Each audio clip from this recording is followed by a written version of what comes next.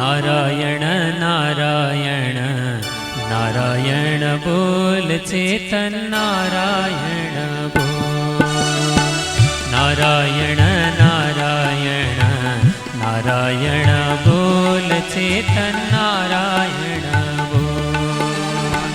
नारायण बोल न लाई नारायण बोल न लाई साही दैन मोन। नारायण नारायण नारायण बोल।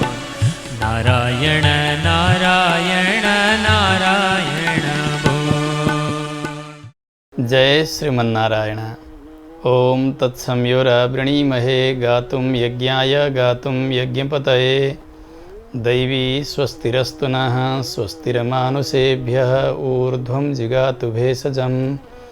सन्नो अस्तु द्विपदे सञ्चतुष्पदे। ओम शान्ति शान्ति शान्तिः। लक्ष्मीनाथसमारम्भां नाथयामुनमध्यमाम् अस्मदाचार्यपर्यन्तां वन्दे गुरुपरम्पराम्। मौद्गल्यवंशं सुलभं सुशीलं रामानुजार्यस्य मताश्रयन्तं। श्रीमत्सुखाचार्यकृपैकभाजं श्रीदेवकीनन्दनवरेयमीडे। सर्वमङ्गलमाङ्गल्यं सर्वोपद्रवनाशनं वन्दे रामानुजार्यस्य नित्यं पादाम्बुजद्वयम्।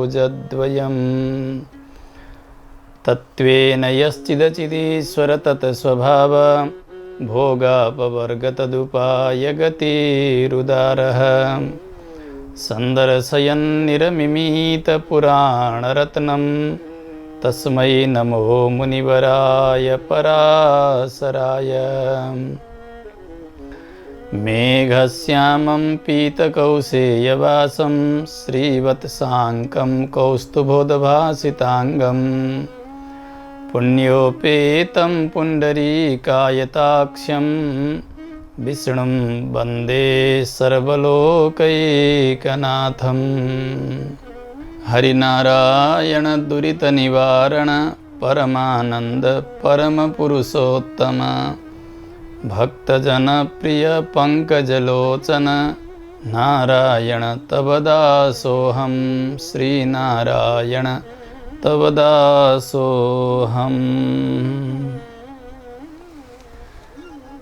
अखिल हेय प्रत्यनीक कल्याणैकतान श्वेतर समस्त वस्तु विलक्षण अनंत ज्ञानानंदैक स्वरूप परात्पर परब्रह्म परमेश्वर भगवान श्रीहरि को पारम्यलाई बताउने शास्त्र श्री विष्णु पुराण, जसको क्रमबद्ध स्वाध्याय गर्दै हामी आजका श्रृङ्खलासम्म आइपुगेका छौँ। भगवान श्री पराशर महर्षिले भगवानको कृष्णावतारसँग सम्बद्ध प्रसङ्गहरू सुनाइरहनु भएको छ। मैत्रेय ऋषि श्रोता हुनुहुन्छ। गएका प्रसङ्गमा हामी श्रवण गर्दैथ्यौँ भगवानले जरासन्धलाई 18 पटकसम्म परास्त गर्नुभयो। त्यस पछाडि कालयवन जसलाई मुचुकुन्दद्वारा भस्म गराउनुभयो। महाराज मुचुकुन्द देवताका पक्षमा लागेर असुरहरूमाथि विजय प्राप्त गराउनु भएको थियो। उहाँ एक विशाल गुफामा विश्राम गरेर रहनु भएको। देवताहरूले भनिदिएका थिए, महाराज तपाईलाई जसले जगाउँछन् त्यो जलेर खरानी हुन्छ। कालयवन भगवानलाई लखेड्दै लखेड्दै गएको थियो। भगवान गुफामा अन्तर्धान हुनुभयो। सुतिरहेका मुचुकुन्दलाई भगवान मानेर उसले लात प्रहार गर्दछ। उहाँको आँखा खुल्यो। कालयवन जलेर भस्म भएको छ। भगवान आउनुभयो, वार्ता भयो, स्तुति गर्नुभयो। भगवानले मुचुकुन्द महाराजलाई आफ्नो परिचय पनि दिनुहुन्छ अनि अगाडि उहाँको उद्धार हुने कुरा पनि बताउनु भयो। भगवान त्यहाँबाट जानुहुन्छ। मुचुकुन्द महाराज बाहिर निस्कँदाखेरि कलियुग लागेको भान हुन्छ उहाँलाई। मनुष्यहरू पनि होचा होचा छन्, बलहीन छन्, वृक्षहरू पनि साना साना छन्, पशुहरू पनि त्यस्तै त्यस्तै देखिन लागे। कलिमा यस्तै हुन्छ भनेको थियो। त्यसकारणले उहाँ गन्धमादन पर्वत तपस्या गर्नका निमित्त जानुहुन्छ। उहाँले आफ्नो मोक्षको बाटो तयार गर्दै रहनुभयो। उहाँको पनि अर्को जन्म भयो, त्यस जन्मबाट उहाँ भगवत धाम जानुहुन्छ। भगवान यतातिर गुफाबाट आएर मथुरामा 3 करोड म्लेच्छ सेना लिएर आएको थियो। काले यवनले ती सबैलाई संहार गर्नुहुन्छ। बलरामजीका साथ अब द्वारका प्रस्थान गर्नुभयो। सम्पूर्ण द्वारकावासीहरू अत्यन्तै आनन्दित छन्। एक दिन बलरामजीले विचार गर्नुभयो, अब सबै प्रकारको विघ्न अनि यो अशान्ति शान्त भइसकेको छ। अब म एकपटक जानु पर्यो ब्रजभूमिमा। माँ यशोदा, नन्द बाबा, अरू ती गोपिनीहरू, ती गोपहरू, ती गाई, श्री वृन्दावन धाम सबैसँग मिलेर आउनु पर्यो, त्यहाँको आनन्द लिन पर्यो भनेर भगवानसँग बिदा मागेर बलरामजी वृन्दावन प्रस्थान गर्नुहुन्छ। पुग्नुभयो। सबैजना अत्यन्तै प्रसन्न हुनुहुन्छ। ततो गोपांश्च गोपीश्च यथा पूर्वममित्रजित तथैवाभ्यवदत् प्रेम्णा बहुमान पुरस्सरम। बलरामजीलाई भेट्ने बित्तिकै गोप गोपीहरू अत्यन्तै हर्षित हुन्छन्। यशोदा मैया, नन्द बाबा, हर्षको सीमा छैन। सबै आएर अङ्कमाल गर्दछन्। कसैलाई प्रेमपूर्वक उठाउनुहुन्छ, गलामा लगाउनुहुन्छ बलरामजी। कोही ठट्टा गर्छन्। बलरामजी धेरै विनोद गर्नुहुन्थ्यो, ठट्टा गर्नुहुन्थ्यो। त्यो पुरानो समयलाई सम्झे गोपीहरू पनि, गोपहरू पनि बलरामजीका साथ वार्तालाप गर्दछन्। यो वियोगका कुराहरू गरेर कहिलेकाहीँ गोपीहरू आँखाबाट आँसुका धारा बगाउनुहुन्छ। गोपहरू पनि उसै गरिकन कहिलेकाहीँ प्रणय कोपमा गोपिनीहरू कोही घुर्की लगाउने। समय बित्दै गयो। अब त गोपिनीहरूले भगवानको समाचार पनि सोध्न लाग्नुभयो। पहिले हर्ष भयो, त्यस पछाडि भगवानको वियोग र भगवानका वार्ता गर्दै गोपिनीहरू रोइरहनु भएको छ। गोप्यः पप्रच्छुरपरा नागरी जनवल्लभः कच्चिदास्ते सुखम कृष्णश्चल प्रेमलवात्मकः। एक गोपिनीले भन्न लाग्नुभयो, त्यो श्याम सुन्दरको त अत्यन्तै चञ्चल स्वभाव थियो।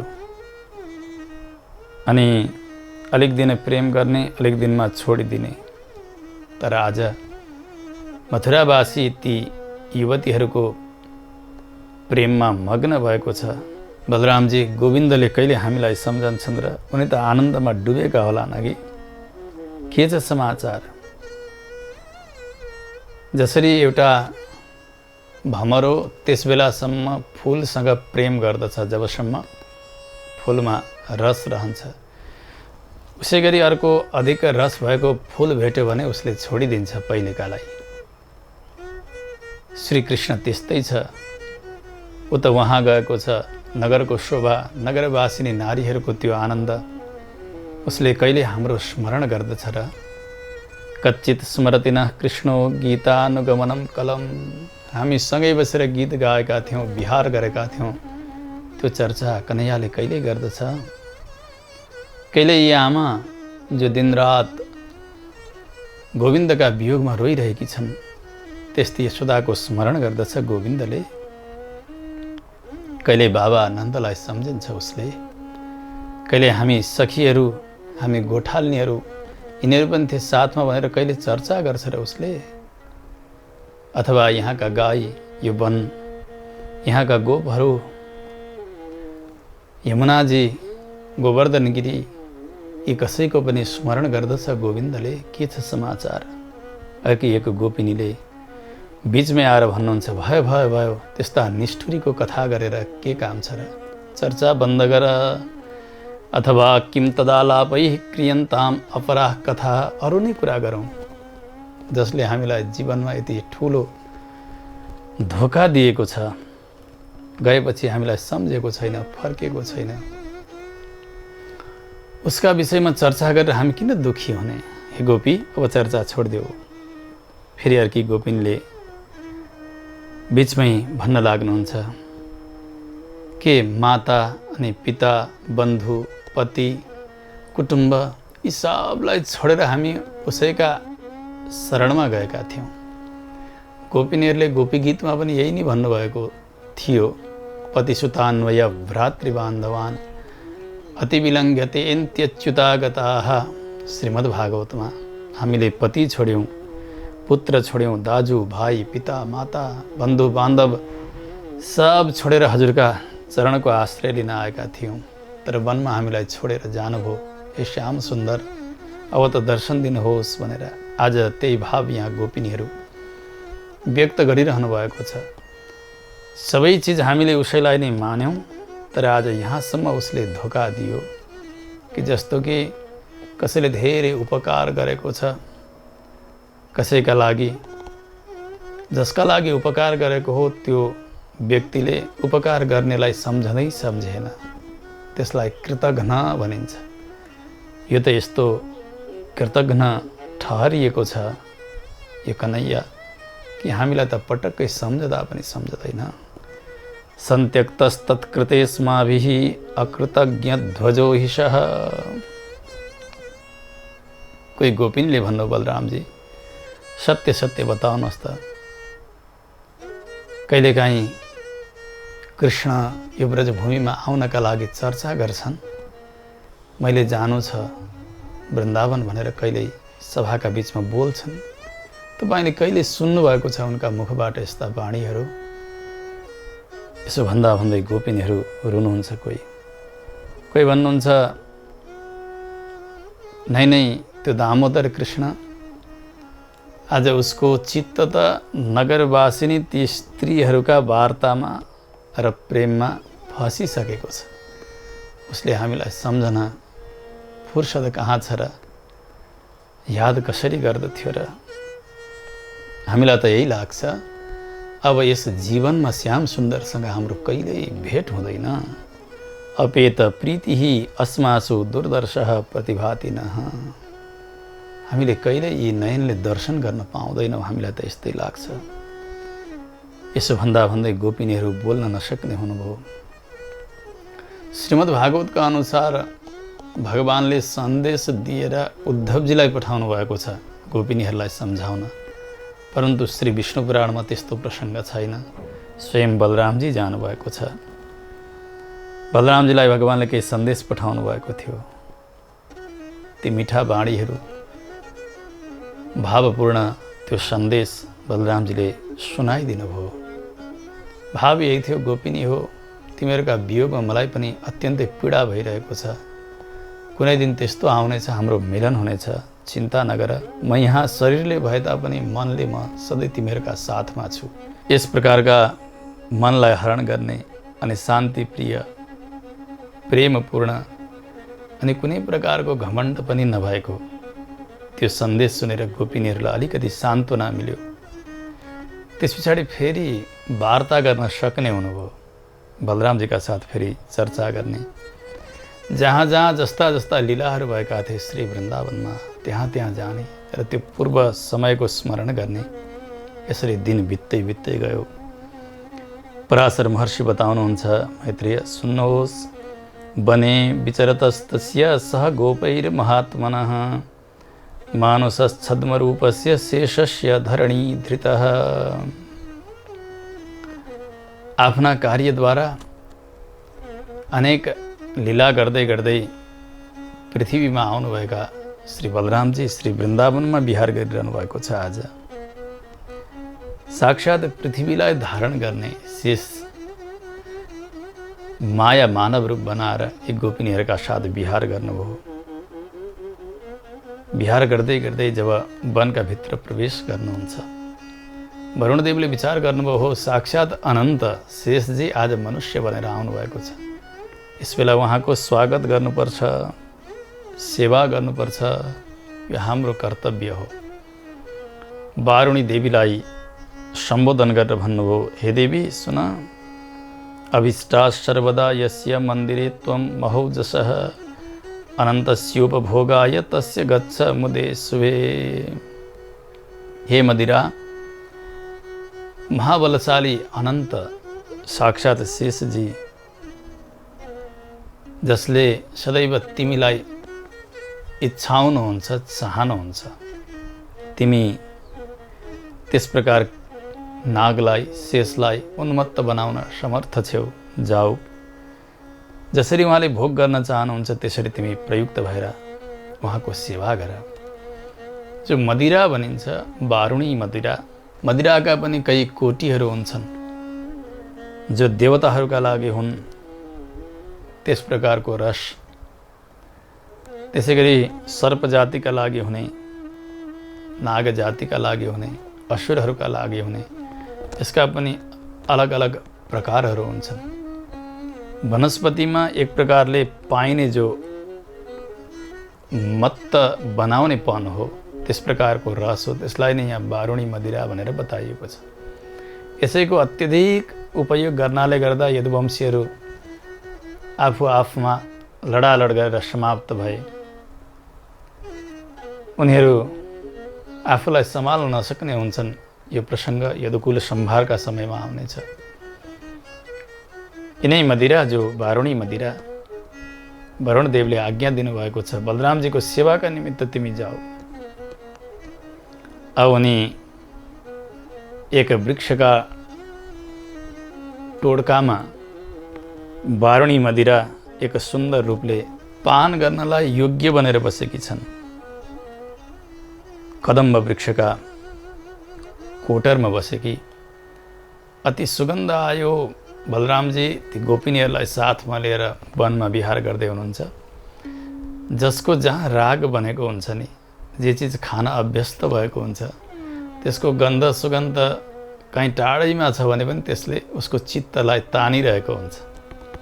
जस्तो कोही धुम्रपान गर्ने व्यक्ति छ, अलि टाढै कसैले चुरोट खाइदियो भने उसको मन त्यहाँ व्यग्र हुन्छ दौडिनका लागि, अब त्यहाँ खिचेर लिएर जान्छ। यहाँ वारुणी मदिरा नाग जातिका साक्षात् शेष बलराम, त्यहाँबाट आएको एकदम मगमग मगमग सुगन्धले गर्दा उहाँको मन टिक्नै सकेन। कहाँ छ यो भन्दै खोज्दै खोज्दै खोज्दै पुग्नुहुन्छ कदम्ब वृक्षमा। देख्नुभयो त्यो धारा बगिरहेको छ, कदम्बबाट त्यो मधुको धारा बगिरहेको छ। पिउनुभयो, मस्त हुनुभएको छ। अब गीत गाउँदै हुनुहुन्छ गोप गोपीहरूका साथमा मधुर स्वरमा। अरूले पनि मदिरा पान गरेका छन्। अब त मदले विख्वल भएर पसिना पसिना हुनुभएको छ। गर्मी बढ्दै गयो। यमुनाजीका नजिक पुग्नुभयो। उहाँलाई यमुनाजीमा स्नान गर्ने इच्छा भयो।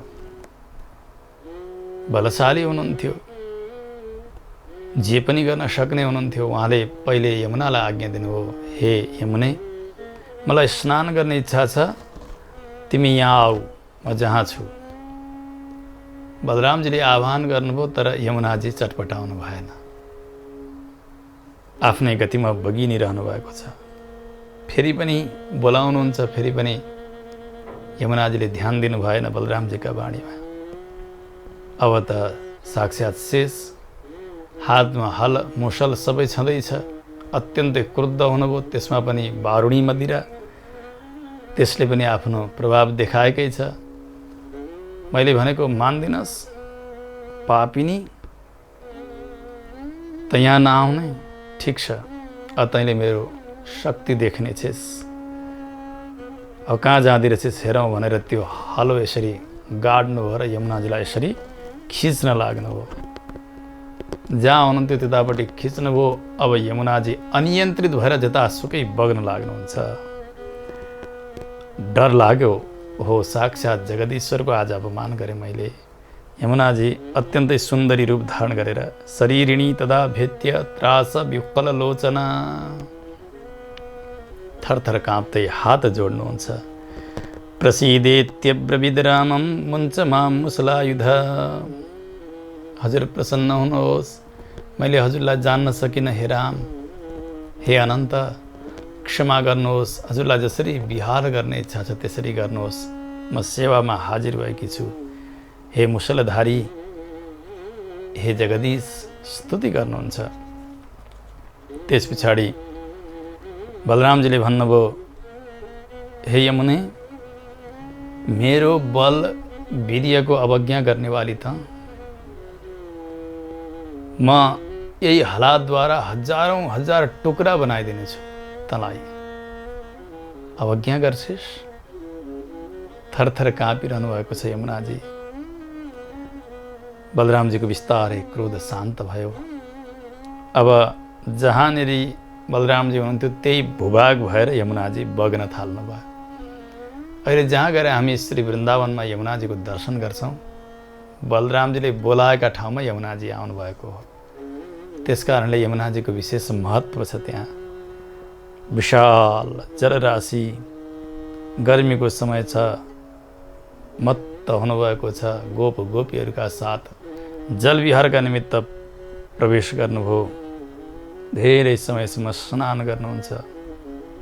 स्नान गरिसक्दा त्यो स्नानकै समयमा बलरामजीको अत्यधिक शोभा बढेको छ मैत्रेय। त्यस पछाडि त स्नान सकिँदा सकिँदा लक्ष्मीजी सशरीर प्रकट भएर बलरामजीलाई एक सुन्दर कानमा लगाउने फूल, कुण्डल अनि वरुणले पठाएको कहिल्यै पनि नओइलाउने त्यस्तो कमलको माला, यस्ता यस्ता सामग्रीहरूले सजाइदिनुहुन्छ। त्यसै गरी समुद्र समान कान्ति भएको, नील कान्ति भएको वस्त्र, नील वस्त्र, त्यो पनि लक्ष्मीजीले प्रदान गर्नुभयो। त्यो जलभित्र यति सुन्दर श्रृङ्गार गर्नुभयो। कानमा लगाउने फूल, कुण्डल, त्यो नीलाम्बर अनि पुष्पमाला, यी सबै चिज लगाएर त्यहाँबाट बाहिर निस्कँदाखेरि उहाँका शरीरबाट आएको त्यो आभा, कान्ति सर्वत्र प्रसरित भइरहेको थियो। सबैले बलरामजीको प्रशंसा गरे, उहाँको वीर्यको, पराक्रमको प्रशंसा गरेका छन्। यसरी बलरामजी ब्रजमा जानुभयो। सबैलाई आह्लादित गर्नुभएको छ। धेरै समयसम्मको भगवानका साथमा भएको जो वियोग हो, त्यो वियोगजन्य पीडालाई बलरामजीले केही हदसम्म शान्त गरिदिनु भएको छ। बलरामजी यी गोप गोपीहरू जे गर्दा प्रसन्न रहन्थे त्यसै गरिदिनुहुन्थ्यो। त्यो बाल्य भाव नै फेरि ल्याउनु भएको छ। उसै समयमा जे गर्नुहुन्थ्यो त्यही गर्दै हुनुहुन्छ। केही दिनका लागि भनेर जानुभएको 2 महिनासम्म ब्रजमा बस्नुभयो बलरामजी, सबैलाई आह्लादित गरेर।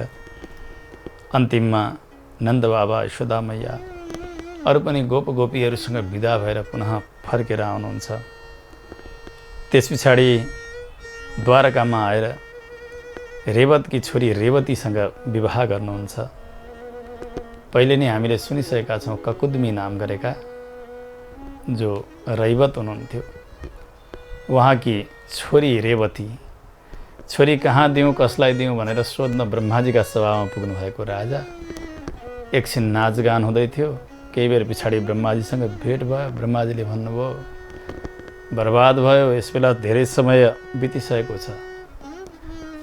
तिमीले जसलाई भेटेका थियौ ती कोही छैनन् अहिले। अब 28औं द्वापरको अन्तिम समयमा कृष्ण र बलराम आउनुहुनेछ।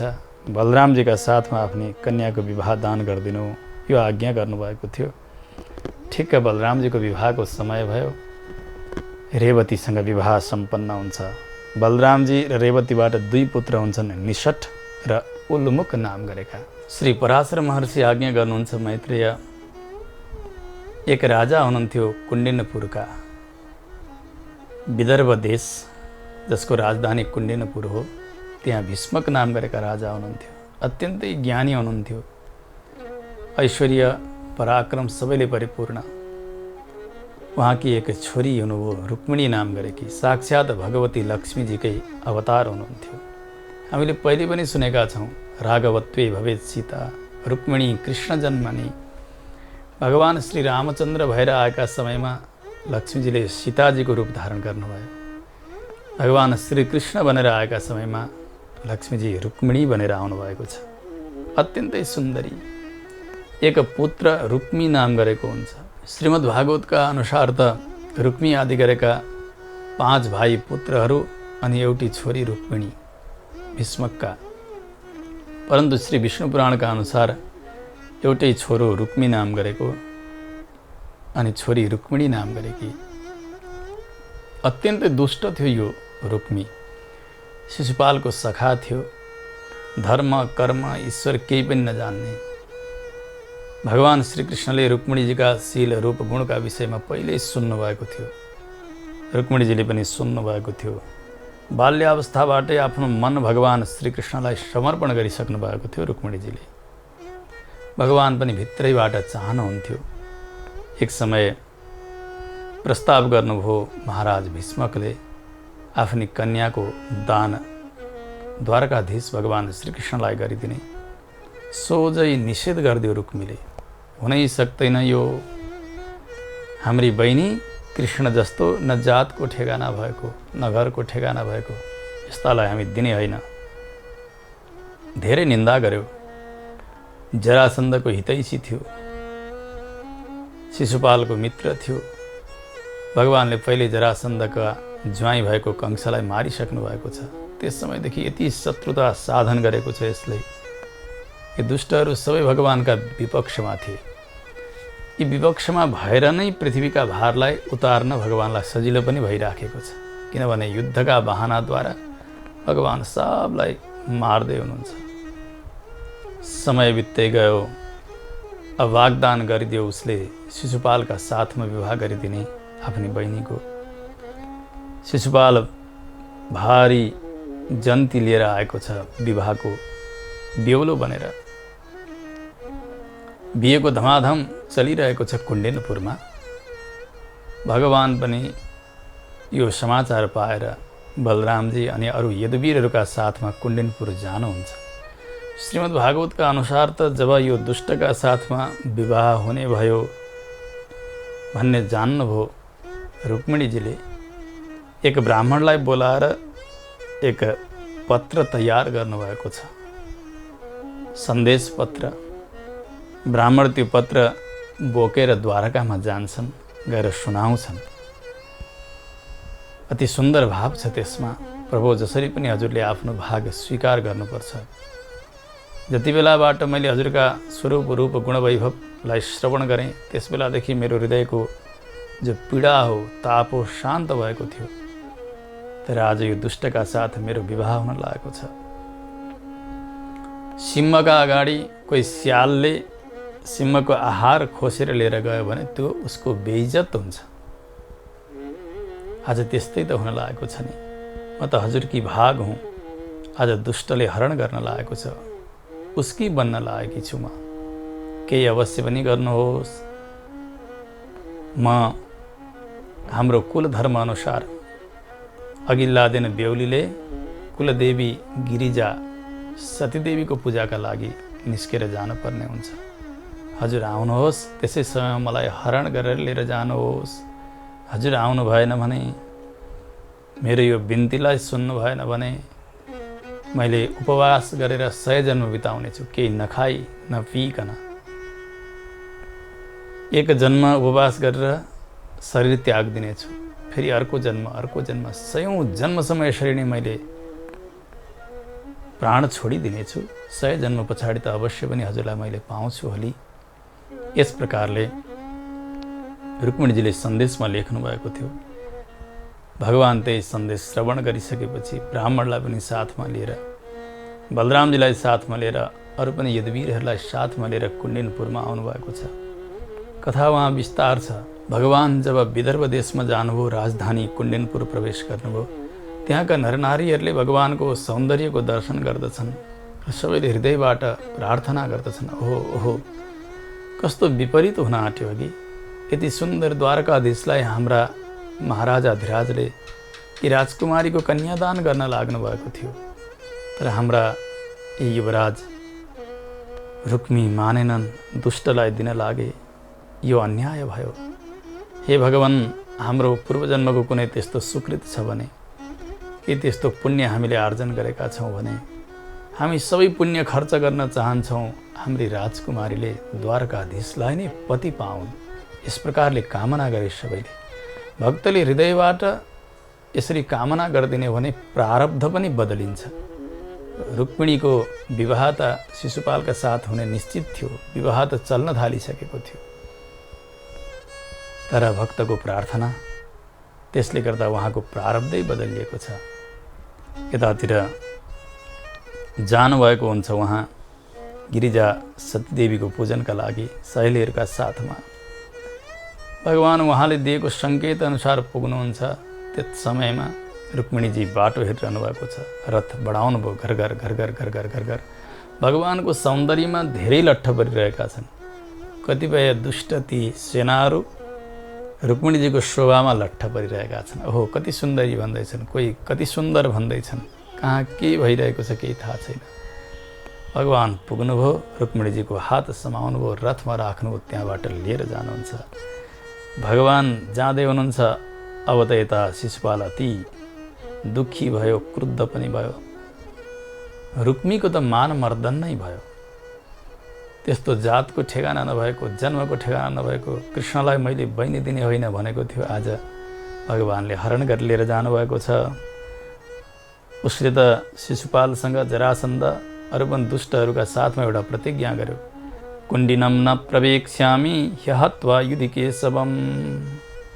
यदि मैले कृष्णलाई मार्न सकिनँ अनि मेरी बहिनीलाई फर्काएर ल्याउन सकिनँ भने यो कुण्डिनपुरमा प्रवेश गर्ने छैन। यस्तो प्रतिज्ञा गर्यो अनि गयो युद्ध गर्नका निमित्त। हात्ती, घोडा, रथ अरू सेनाहरू साथमा लिएर खुब युद्ध गर्दछ।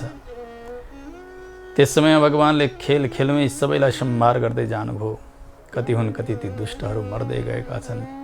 उनीहरूका किरीट कुण्डल सब भैँमा झरेका छन्। घोडा मरे, हात्ती मरेका छन्। तितर भयो। हुँदा हुँदै भगवानले रुक्मीलाई युद्धमा परास्त गर्नुभयो। श्रीमद् भागवतका अनुसार त 4 पाटा मुण्डन गरेर रुक्मीलाई दुपट्टाद्वारा रथका पैयामा बाँध्नुहुन्छ भगवानले। रथ दौडाउनुहुन्छ, त्यो पाङ्रो जसरी घुम्छ उसै गरी त्यो पाङ्रामा फनफन फनफन फनफन घुमिरहन्छ। त्यसबेला रुक्मिणीजीले क्षमा याचना गर्नुभयो, प्रभु आज विवाहको दिन अनि मेरो दाजुको यस्तो दशा, यसरी दण्ड नदिनुहोस्, म क्षमा माग्दछु, छोडिदिनुहोस्। बलरामजीले पनि भगवानलाई फड्काउनु भएको छ त्यस समयमा र रुक्मीलाई छोडिदिनुहुन्छ भगवानले। उता जति पनि थिए पौण्ड्रक, दन्तवक्त्र, विदुरथ, शिशुपाल, जरासन्ध, साल्वा आदि गरेका जति थिए ती सबै भगवानलाई मार्न भनेर जान्छन्। बलराम अनि अरू यदुवीरहरूका साथमा युद्ध हुँदाहुँदै ती सब परास्त भएर त्यहाँबाट भागेका छन्। कसैको केही लागेन। लज्जित भयो रुक्मी। अत्यन्तै दुःखी र लज्जित भएर शिशुपाल त्यहाँबाट फर्केर जान्छ। रुक्मीले भनेको थियो, मैले यसरी कृष्णलाई मार्न सकिनँ भने कुण्डिनपुरमा प्रवेश गर्ने छैन, राजधानीमा आउने छैन। अब वचन त सत्य गर्न पर्यो। उसले एउटा खाली जमिनमा भोजकट नाम गरेको नगर बसाउँछ। त्यहाँकै राजा भएर बस्यो। त्यहीँ नै रहन्छ त्यो रुक्मी। समय बित्दै गयो। भगवानले लिएर आउनुहुन्छ द्वारकामा रुक्मिणीजीलाई। भव्य स्वागत भयो। अत्यन्तै सुन्दर जोडी देखेर द्वारकावासीहरू गदगद भएका छन्। देवकी महारानी, वसुदेवजी, अरू पनि यदुवंशीहरू, महाराज उग्रसेन यति प्रसन्न हुनुभएको छ। उहाँ गइसकेपछि विधिसँग भगवानले रुक्मिणीजीका साथमा विवाह सम्पन्न गर्नुभयो।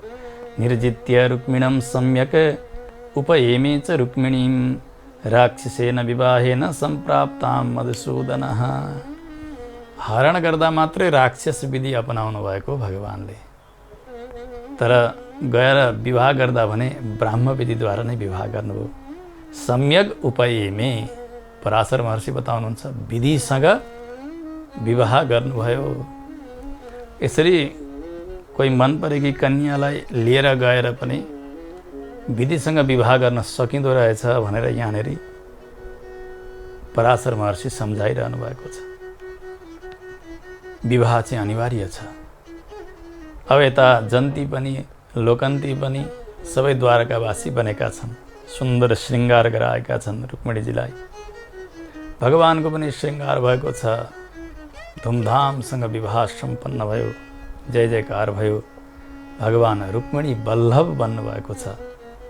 बडा आनन्दका साथ ब्रजमा रहन्जेलसम्म भगवान गोपिनीहरूका साथमा विहार गर्नुभयो। गोपी जनवल्लभ भनेर भगवानको नाम छ।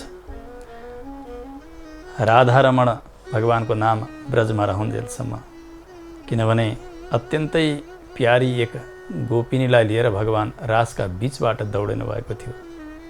श्री राधिकाजी हुनुहुन्थ्यो भनेर हामीले पहिले नै सुनिसकेका थियौँ। भगवान ब्रजमा रहन्जेलसम्म राधारमण भएर रहनुभयो।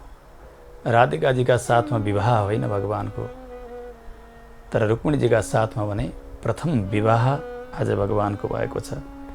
अत्यधिक आनन्द भएको छ। सर्वत्र मङ्गलै मङ्गल भएको छ। भगवान गृहस्थी बन्नुभएको छ। समय बित्दै गयो। रुक्मिणीजीका साथमा रहँदै जाँदा कामदेवका अंशबाट भगवानका पुत्रका रूपले प्रद्युम्नजीको जन्म हुन्छ। जन्म भयो, केही दिनमै सम्बरासुर नामका असुरले सुतिका गृहबाटै बालकलाई हरण गरेर लिएर समुद्रमा फ्याँकिदिन्छ। पछि गएर प्रद्युम्नजीले थाहा पाउनुभयो आफूलाई मार्न प्रयास गर्ने यो सम्बरासुरलाई आफै मारिदिनुहुन्छ। यो सुन्ने बित्तिकै मैत्रेयजीले जिज्ञासा गर्नुभयो, प्रभो सम्बरेण हृतो वीर प्रद्युम्नस्य कथं मुने सम्बरस्य महावीर्य प्रद्युम्नेन कथं हतः। सम्बरासुरले किन हरण गर्नु परेको थियो प्रद्युम्नलाई? कसरी हरण गर्यो? अनि त्यस्तो महाबलशाली सम्बरासुरलाई कसरी मार्नुभयो प्रद्युम्नजीले, त्यो पनि मलाई सुनाइदिनुहोस्। बडा विचित्र कथा सुनाउनुभयो हजुरले।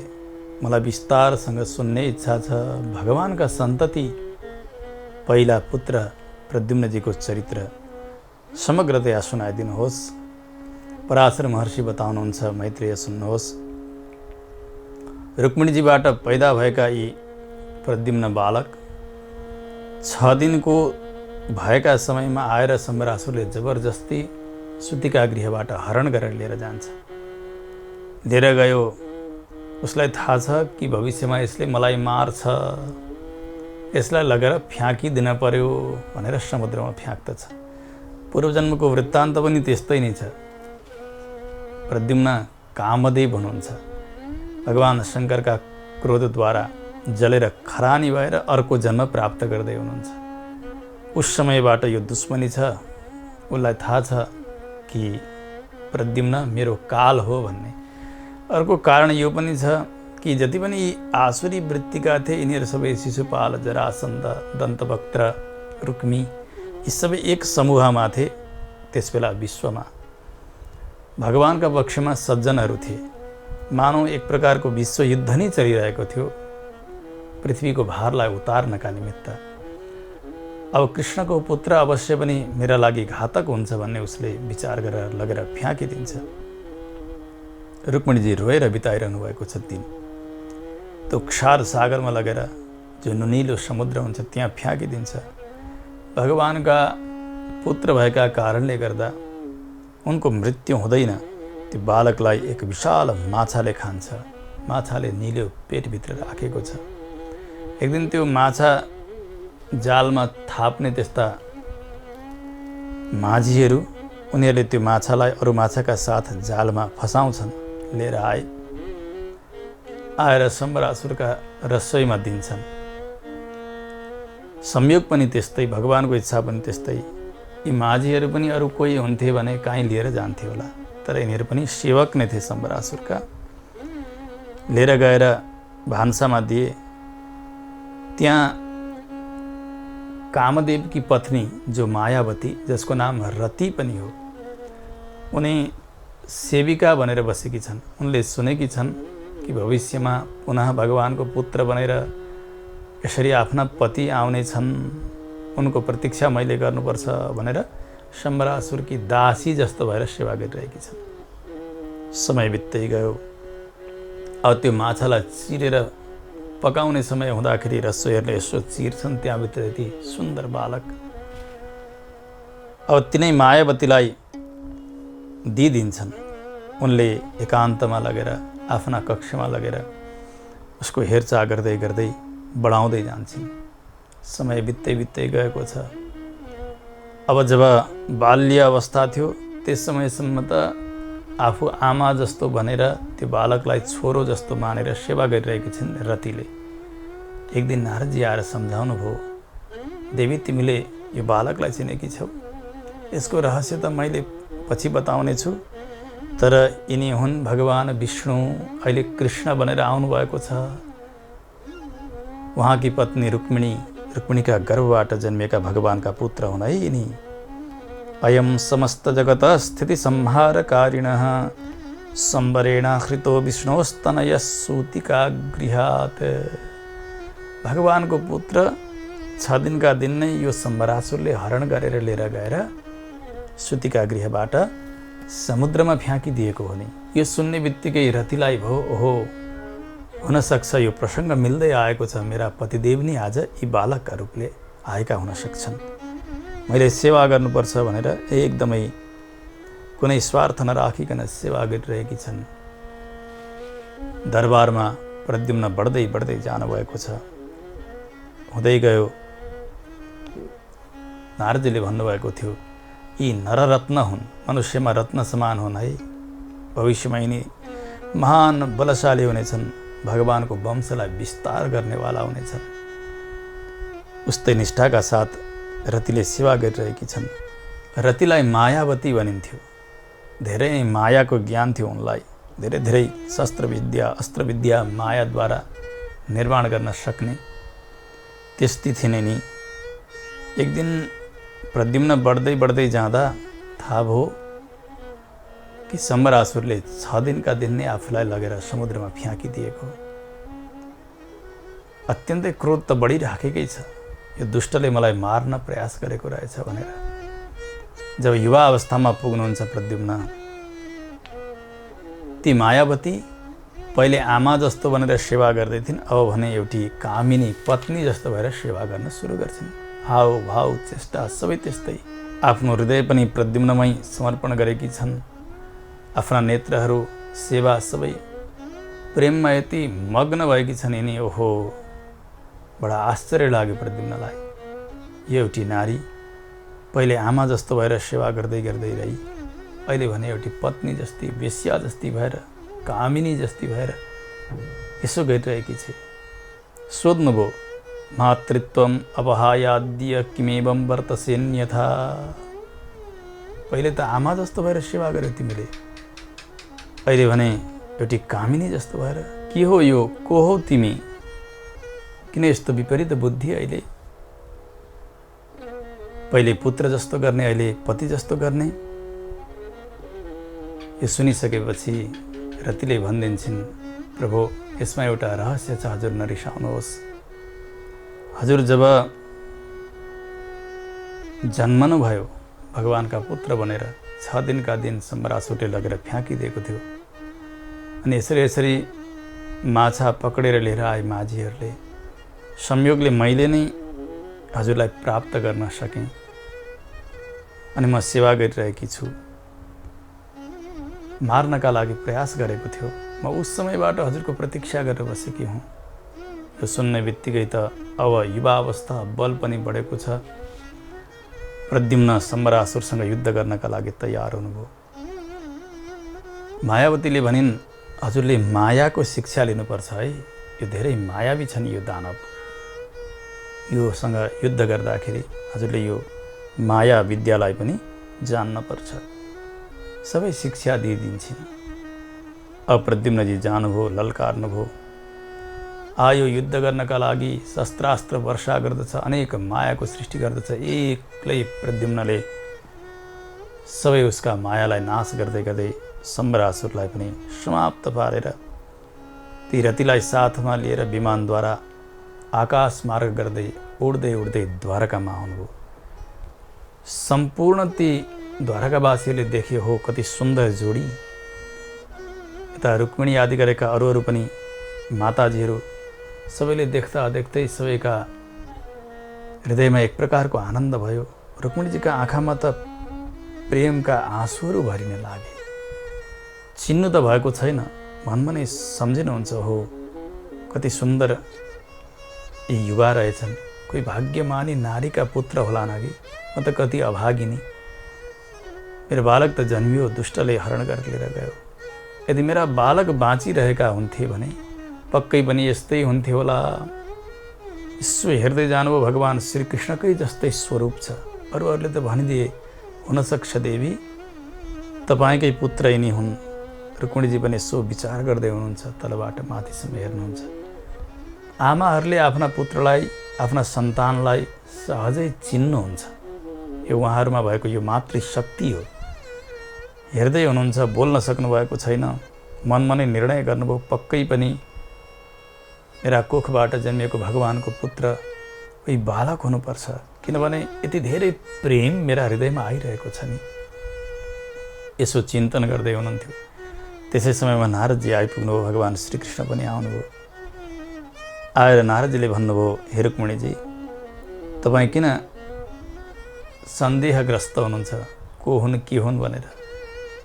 यहाँ त तपाईँकै पुत्र हुनुहुन्छ प्रद्युम्न, जसलाई हरण गरेर लगेको थियो सम्बरासुरले। सम्बरासुरलाई मारेर पूर्वजन्मकी पत्नी यी रति यिनलाई साथमा लिएर आउनुभएको छ। तपाईँ पुत्रलाई र पुत्रवधूलाई अब स्वागत गर्नुहोस्।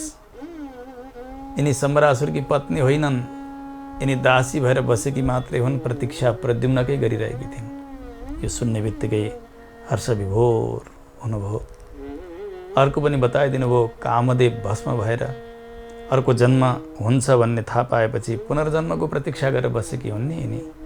यिनमा सतीत्व पनि भङ्ग भएको छैन। यसोसले यिनलाई स्वीकार्नुहोस्। यसो भन्ने बित्तिकै रतिलाई अब स्पष्ट भयो आफ्नै पति नै हुनुहुँदो रहेछ। सङ्केत थियो पहिले, अहिले पूर्णता मिलेको छ। नारदजीले भनिसकेपछि भगवान् श्रीकृष्ण पनि मुस्कुराइरहनु भएको छ। भगवान्का चरणमा साष्टाङ्ग दण्डवत गर्नुभयो प्रद्युम्नजीले, रतिले पनि। अब त अति सुन्दर विवाह सम्पन्न हुन लागेको छ। धुमधामसँग प्रद्युम्न र रतिको विवाह भयो द्वारकामा। द्वारकावासीहरू अति प्रसन्न भएर साधु साधु, ओहो कस्तो राम्रो भयो, कस्तो राम्रो जोडा भनेर सबैले प्रशंसा गरे। उहाँका सबै नरनारीहरू प्रसन्न छन्।